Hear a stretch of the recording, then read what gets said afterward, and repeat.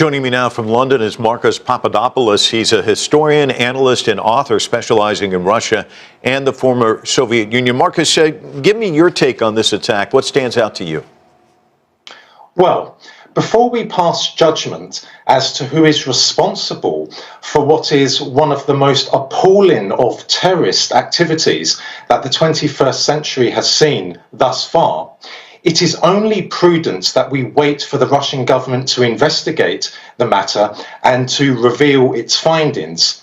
That said, however, I have profound reservations regarding the claim that ISIS was responsible, because what we saw unfold in Moscow does not conform to the modus operandi of ISIS. So, firstly, ISIS terrorists are not paid money to carry out terrorist attacks. Yet, the perpetrators of the terrorist attack in Moscow, who have been apprehended by the Russian security forces, have said that they were paid money.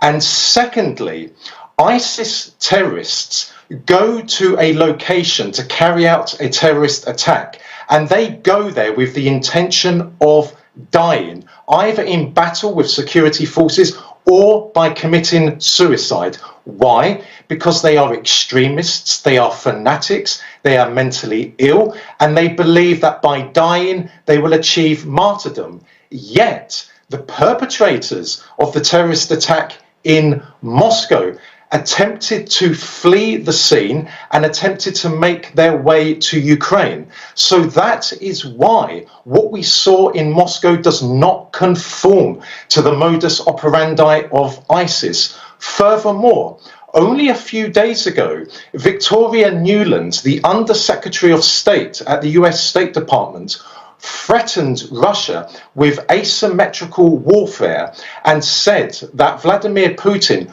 would be in for some surprises very soon. Well, what did Victoria Nuland mean by that exactly?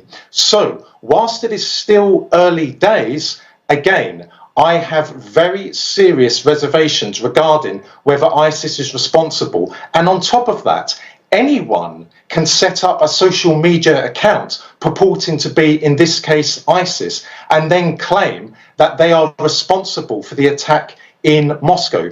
Then we have the role of Western mainstream media. Within an hour or two of the terrorist attack in Moscow, Western mainstream media said that ISIS was responsible before this ISIS account, an alleged ISIS account, even said that they were responsible. So how did Western mainstream media know that ISIS was responsible? In addition to that, so far, Western mainstream media has not provided any evidence of any kind whatsoever to substantiate their claim that ISIS was responsible.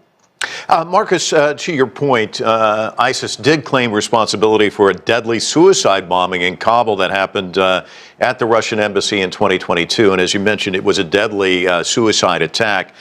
2 Russian staffers were killed in that attack.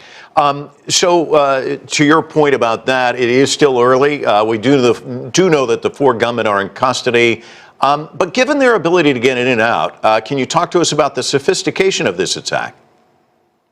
Is it possible that ISIS was responsible for the terrorist attack in Moscow? Yes. Why? Because Russia played the leading role, the principal role in the virtual destruction of ISIS in Syria. Therefore, there are people in ISIS who wish to exact revenge on the Russians. But then we have to ask, is ISIS truly capable today in 2024 of making its way to Moscow, the heart of Russia, of facilitating a terrible, terrible terrorist attack in the heart of Russia? If this was 2014 when ISIS, or 2015 when ISIS was at the peak of its strength, then I would argue in the affirmative. Yes, it is possible. But ISIS has virtually been destroyed. So the question I pose, how probable, how realistic is it that ISIS today in 2024 has the capacity to carry out an attack in the Russian capital, in the heart of Russia. Also, we need to bear in mind, who is ISIS? Isn't it telling that the American government and Congress never launched an investigation into who trained ISIS, who armed ISIS, who financed ISIS, and who provided logistical assistance to ISIS? I find that very, very telling, and I find that very suspicious. But again, we must wait for the Russian government to investigate the terrorist attack in Moscow and to then reveal its findings to the world. But again, if you know the modus operandi of ISIS, you will say exactly what I have just said, that it does not conform to what we saw in Moscow. ISIS terrorists do not get paid to carry out attacks. They do it because they are fanatics. And secondly, ISIS terrorists do not attempt to flee the scene. They choose to die there and then. Marcus Papadopoulos joining us from London. Thank you so much.